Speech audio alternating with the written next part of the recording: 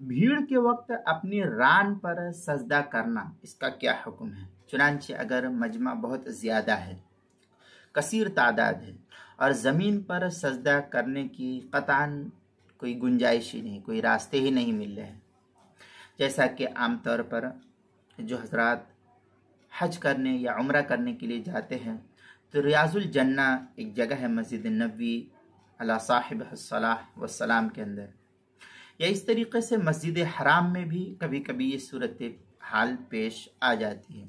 اس کا اندازہ انہی لوگوں کو ہوگا جو عام طور پر حج کرنے کے لیے یا عمرہ کرنے کے لیے گئے ہوئے ہیں۔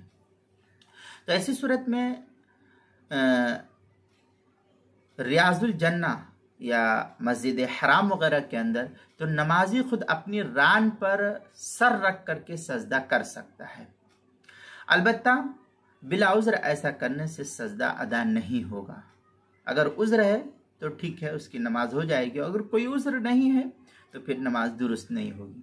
حلبی کبیری میں ہے وَلَوْ سَجَدَ بِسَبَبِ الْإِزْدِحَامِ عَلَى فَخْذِهِ جَازَ۔ یہ حلبی کبیری کی عبارت صفحہ 285 فتاوی شامی جو زکریہ بک ڈپو دیوبند کا ہندی نسخہ ہے، اس کی دوسری جلد صفحہ 208، کتاب المسائل اس کی پہلی جلد صفحہ 303 پر اس کو نقل کیا گیا ہے۔